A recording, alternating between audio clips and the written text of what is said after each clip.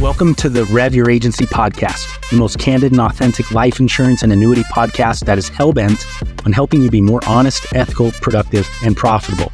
Tune in and you're going to get exclusive access to the industry's top tools, tips, tricks, and resources from the biggest and most effective producers on earth.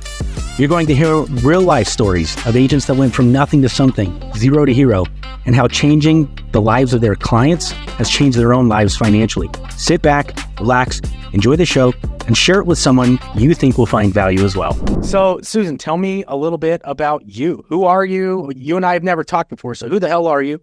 What are you doing here? What is it you like to do for fun? What do you do for work? Just kind of everything in between. Okay, there's a lot. I am a second-generation insurance agent owner. We're located in New Albany, Indiana, so we're right across the bridge from Louisville, Kentucky. I have been an insurance agent for 34 years, and I've owned the agency since 1997. So this is kind of what I do. Luckily, I married someone who knows he married a workaholic, and I'm kind of passionate about educating people when it comes to their insurance. And yeah, so this is the only job I've ever had. I've never done anything else. And I started when I was 8 years old filing, and that's when we had file cabinets. Right. And I think I'm not that young, my hell. Well, I'm old enough that we had file cabinets. But, my dad would start me off taking messages when people called our home phone. And he kind of taught me back then even, how to take information if someone wanted to change their vehicles or, just general kind of stuff like that. And then when I was 16, I started working at the agency. And 18, I got my license. And so we're fairly small. There's 4 of us. We're getting ready to hire and some more, but we're an independent insurance agency. So we represent quite a few different carriers. Our biggest one is Erie. We do everything pretty much except for we don't do any health insurance. So I'm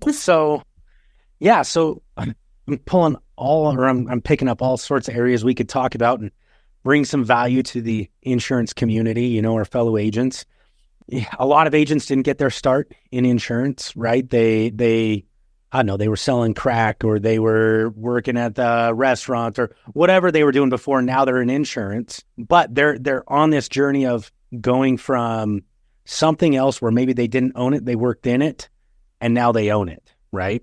What was that transition like for you from going from like working in the agency to owning it? Was that a gradual thing? And I'm still transitioning in some areas. I was taught how to be a good insurance agent. I was never taught how to be the owner. Okay, there. Big difference. Big difference. And that's why I say I feel like it's a constant transition. As technology changes, there's new things coming out. You're always learning. I kind of got thrown into the deep end. My dad was diagnosed with cancer, and his wife, who is not my mother, I had to buy the agency from her when he died. And it was a struggle for sure. I was trying to maintain the customers that we had while trying to learn everything. I had never looked at production reports. I had never been beholden to a company and their expectations.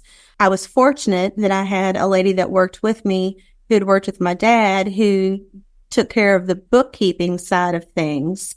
So I could concentrate on managing the agency and our clients. But like I said, I'm still learning. Right now, I'm phasing into, I'm going to have to start doing all the bookkeeping, and I've never done that before.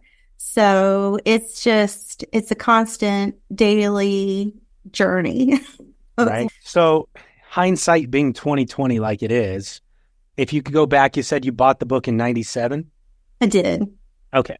So if you could go back then, knowing what you know now, what would be like your maybe top 3 priorities of, okay, I can't just be an agent anymore. I've got to be an agency owner. What 3 things would you maybe focus on the most and try and maybe shortcut your timeline or compress your timeline a little bit more? I mean, it's tough because things were so different back then than they are now. We didn't have really hardly any technology back then. So I don't know that at that particular junction, there was much that I could have done to change.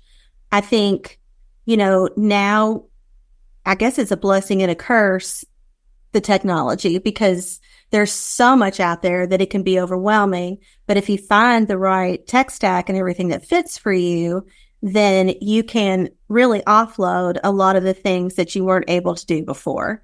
I think so much of it is finding the right people and surrounding yourself with the right people. You can't do everything alone. So you have to have a really good team, and that's difficult to find. But once you find it, it's gold.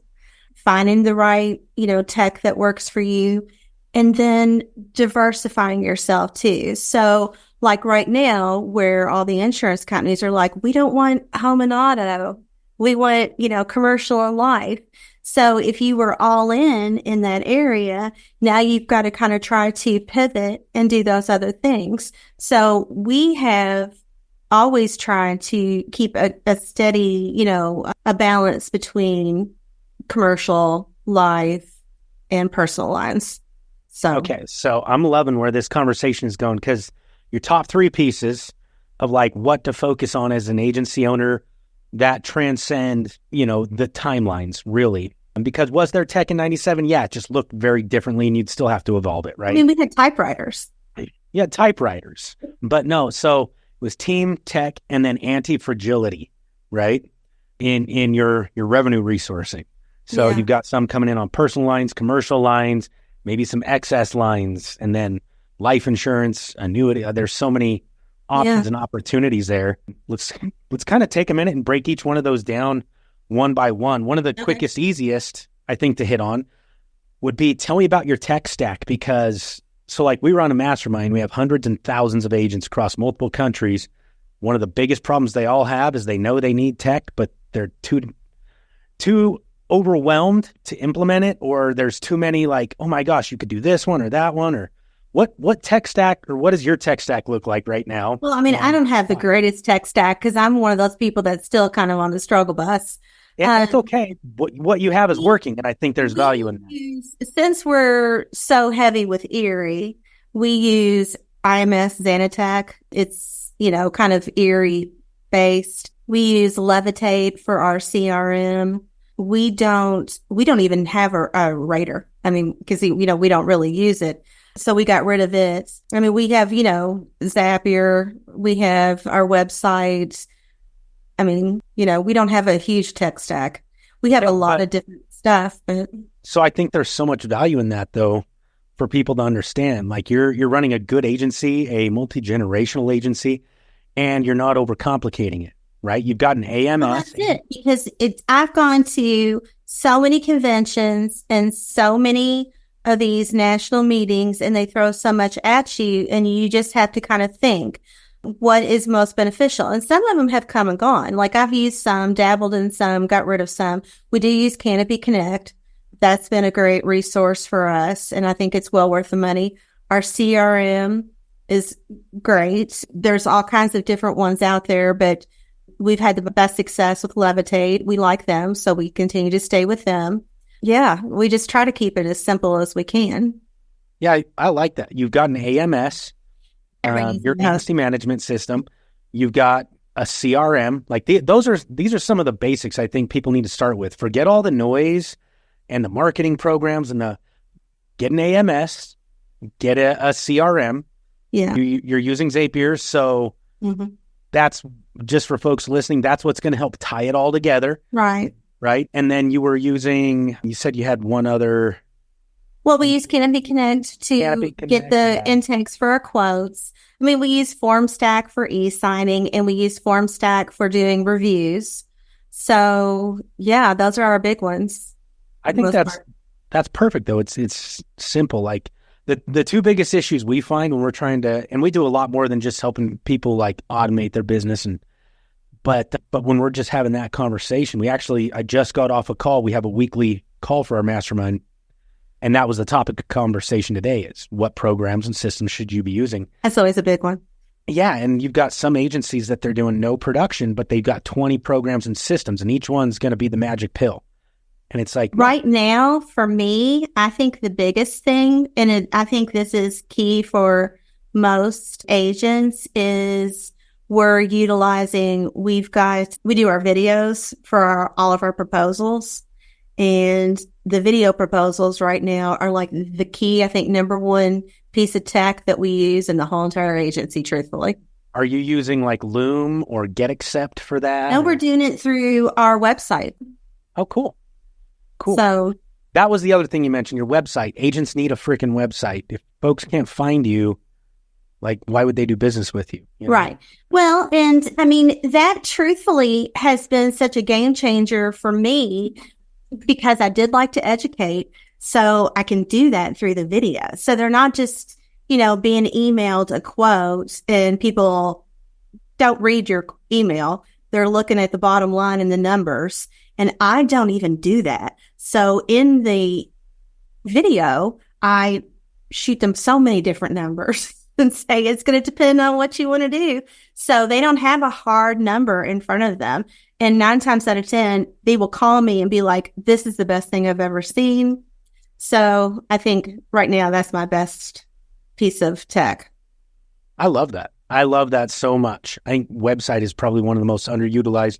But I will say, I don't believe in the average agency running traffic to websites. So like one of the big mistakes agencies will make is they'll go get a website, cool, but then they'll spend $10,000 with an SEO firm. Yeah, I don't do traffic.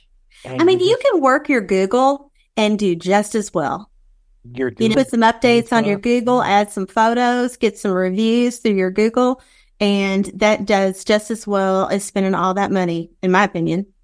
In my opinion as well. I think there are businesses where SEO goes a long way. And even in insurance, it can go a long way at some point. But at the SEO game, agents are competing, like, you're not competing with other agencies at SEO. You're competing with Progressive. Correct. Which you'll never win that game. No. So like, don't play that game. Play a different game. And so I think that's cool. Let's pivot and talk about teams. And I run big teams now. I've run teams in the past. I've had small teams. I know what it's like working with people. And I know you know what it's like working with people. And you mentioned something. The right people are hard to find, but once you get them there, it's gold. What are some of your tips? If you can give 1 or 2 pieces of advice, how do you identify, attract, and maintain the right people? Like, what do you need to do? Rarely have I hired anyone at this agency that has prior experience. So why is that? The thing everybody wants is like, oh, I'm hiring them. They already know how to run quotes and who to call this carrier. And I'm on your team with this one, because it's like I have to try and undo more than we get to try and do, and it's crazy. I usually truthfully hire by personality, and I like to just kind of sit down and have a conversation and see how they interact with people. And are they eager to learn, willing to learn? Are they good communicators? I think most of the insurance things can be taught, but your personality, you can't change that one.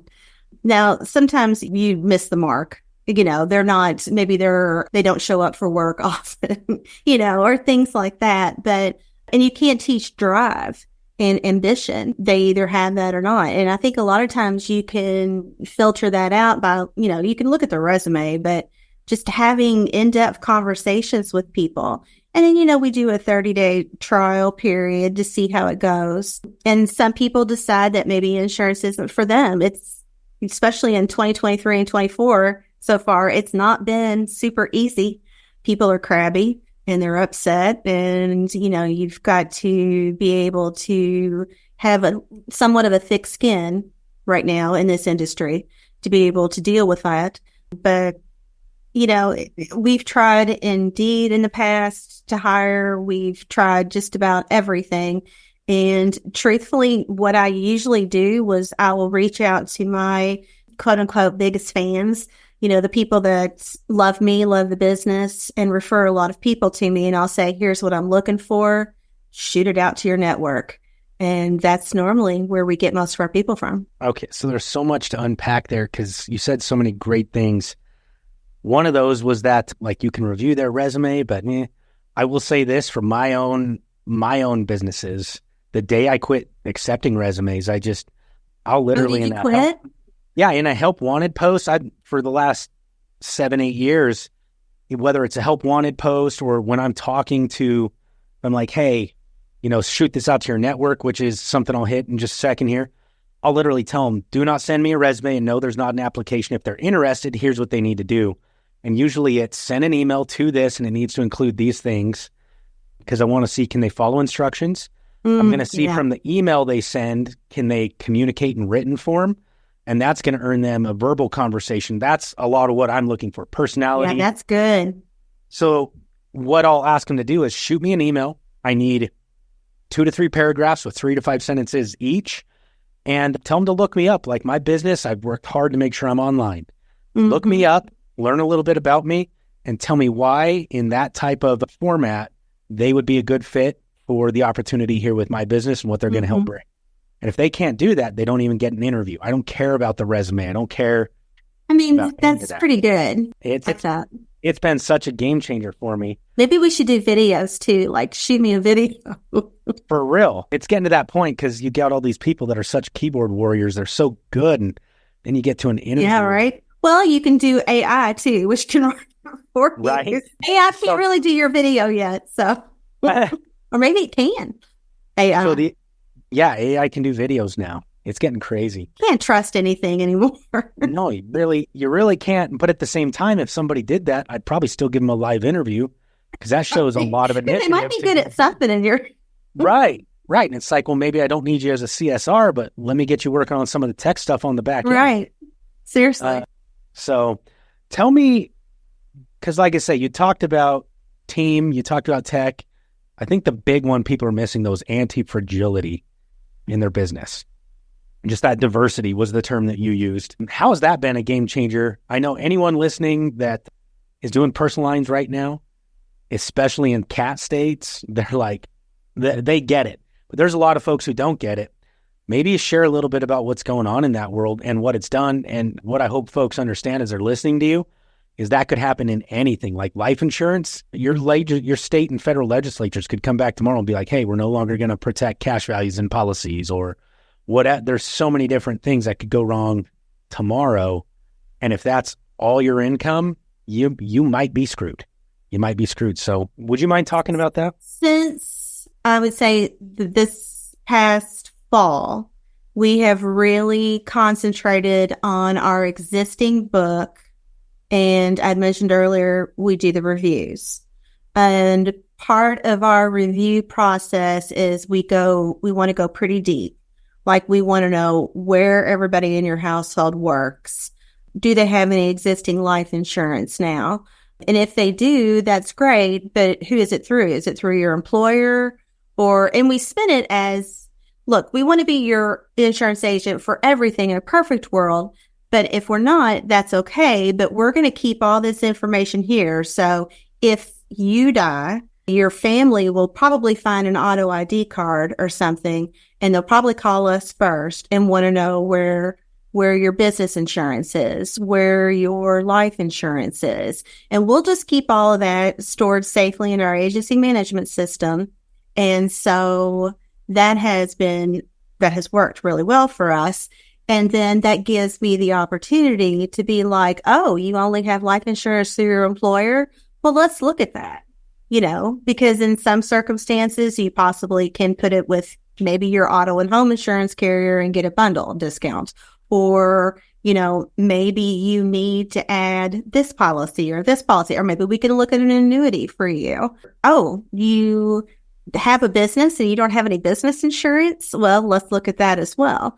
So that's kind of got our foot in the door on that when working our existing book. And it's worked out really well, truthfully. I'm blessed in the fact that I've been doing this so long that I don't really have to door knock or pound the pavements or anything like that. I mainly work on referrals. But there have been times when I will message, the businesses that I follow on Instagram or Facebook or whatever and say, hey, I don't know if you're familiar with me. Here's my business. We're just right down the street or whatever. And I'd love to talk to you about your insurance. And people have been really receptive about that. I really kind of want to encapsulate as much of their business as possible. So we have a full profile for most of our clients. If that makes sense. Yeah, it does. With the exception of the health insurance. I love it. I don't do health insurance either, but I have a health insurance guy, right? And yeah, we have a guy too.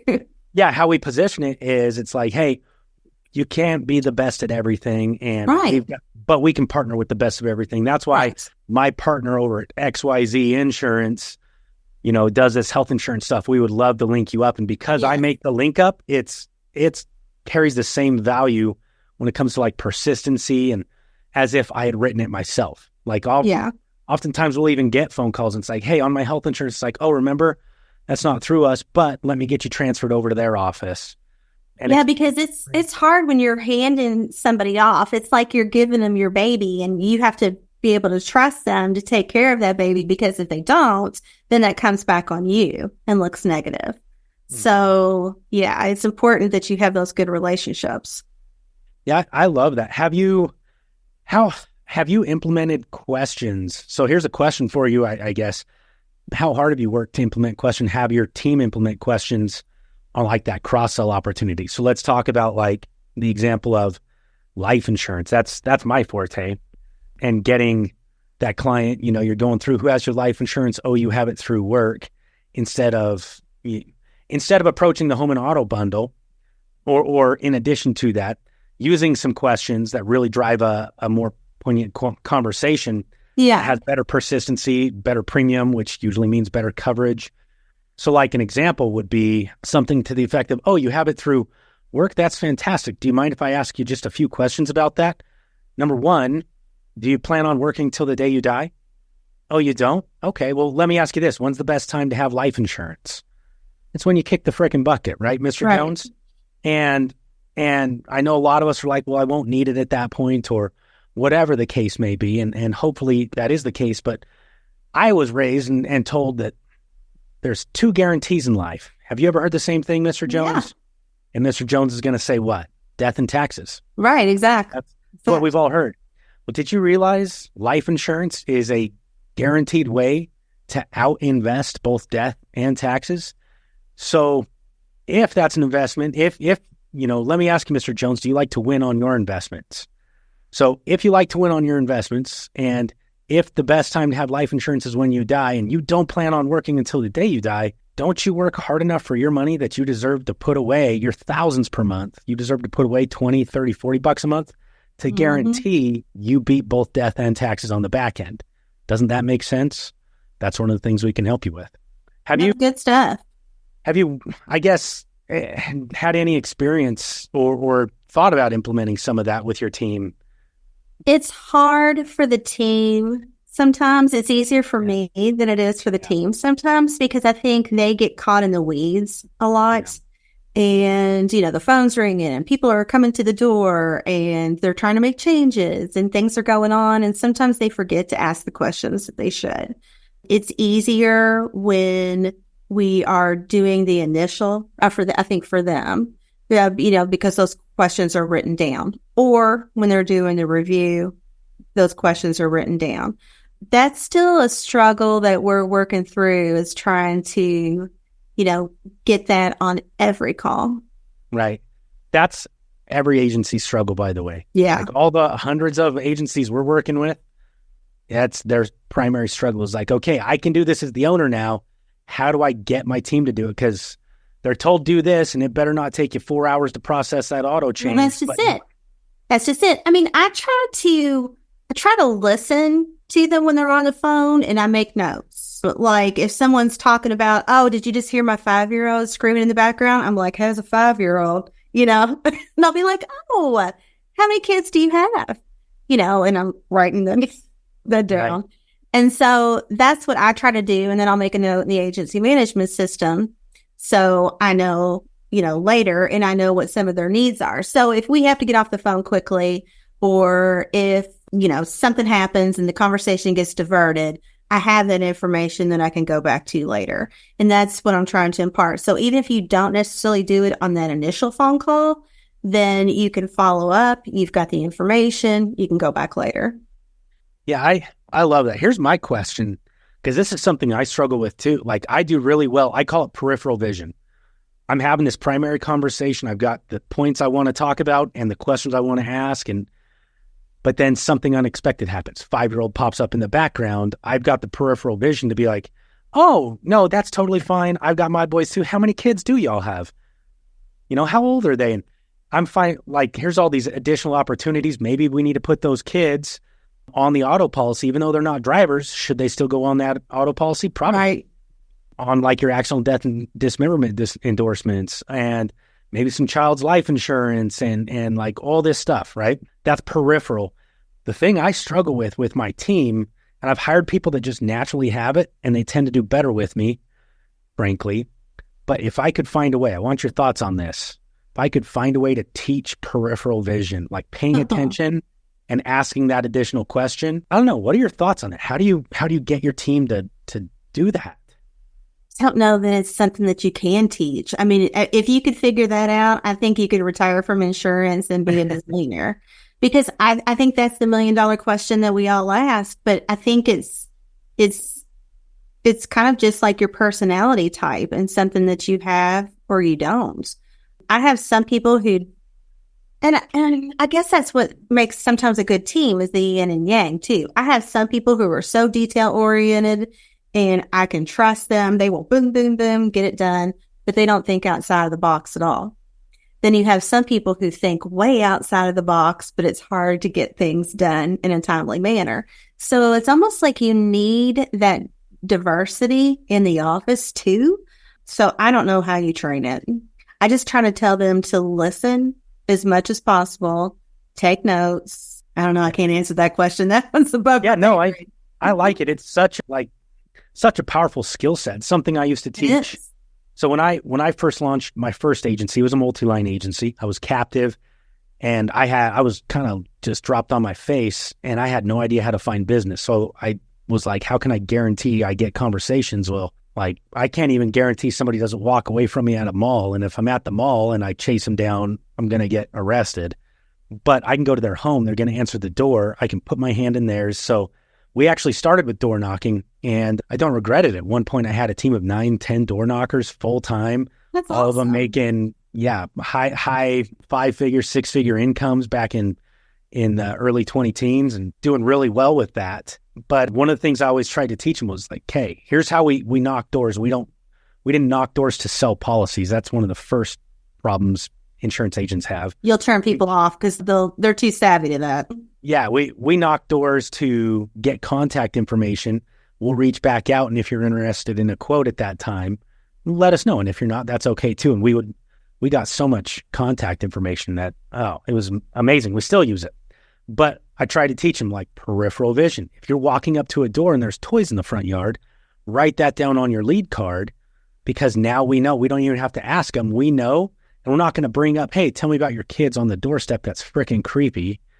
But an appointment, in the fact-finding appointment or down the road, like, I've got that note there, and maybe I sold them home and auto insurance, but now I get to come back and talk about life insurance, and I can craft into my conversation, what are we doing to take care of the kids in case something were to happen? And it's already there.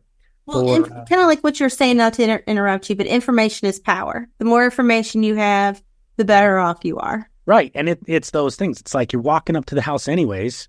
You don't even need to ask them for the address. That save a question, just write the address down. And like, as you're walking up, just don't go walk around their house. But if you can see a boat parked in the back, write down, they probably have a boat. If they have a 3-car garage, you can almost guarantee they're going to have 2+ cars. Right. I don't know many people that have one vehicle and a 3-car garage. Correct. So there's just some of that, I think, comes from just experience too. When you've been doing it longer, you're more savvy to things like that than a new agent would be. No, I agree. So let me ask you this, just kind of in wrapping up here. I only had you booked for half an hour, and I want to respect your time. You're busy, and making that transition, kind of going back to that initial conversation, that transition from agent to agency owner. if there was one piece of advice you could give a person as they embark on their journey, or maybe redouble down on that journey of becoming an agency owner, not just an agent, what could you leave with them that you feel like? Honestly, yeah. I think you really have to want it, and you have to be willing to sacrifice a lot and work. It doesn't come easy. I mean, it really doesn't. It takes a lot of work and it takes a lot of sacrifice. Now, maybe some people it does come easy. I don't know. But I think for the most part, it does not. And you really have to work and be willing to sacrifice. And if you're willing to put your head down, work hard and sacrifice, maybe you're, not rich in the first couple of years. I think we compare ourselves to so many other people that we see on, social media or whatever, in the insurance groups that we're in online. And I think it can be really deflating. And I mean, sometimes it even gets to me all these years later when I see people that are like bragging about how much money they have and, all that kind of stuff. But one, people can lie. You don't know that that's accurate. But two, I mean, it's worth it. It's really, truly worth it, but it doesn't come overnight. I mean, that's why I go back to, you have to sacrifice and work very hard. It's not like you're in business for yourself. So now you have the time freedom and you can just live life on a beach. Yeah, I'm not doing that. Me neither. I work my ass off. That's because I truly don't want to. I mean, if I wanted to, I could do that. But I like what I do. I really, truly do. And I love my job and I love the people I work with and I love working with my clients. So I'm happy where I am. I don't want to, be away from it. Or, I could, but I don't want that. I like to be in it. I like that. There's a lot to unpack. That's a whole nother conversation. We might have to have another day, just doing it because you love it rather than. I do. I really do. But that's just it. That's why I say you've got to really want it. I mean, if you're doing it for the wrong reasons, then it's probably not going to work out. I think that people feel my passion when they talk to me and they know that I'm not just, this is just like a temporary gig for me until something else comes along. I used to sell cars and now I do insurance and, in a couple months I might be doing something else. This is it. This has been my career and I feel passionate about it. And then so people trust me with that too. I love that. That is so awesome. Anything else or if folks wanted to reach out to you and get a hold of you, where could they get a hold of you? I'm at Countryside Insurance Agency Incorporated in New Albany. We have a Facebook page. Then there's our website with all my contact information, Susan W. at countryside.com. And office number is 812-945-9123. Awesome.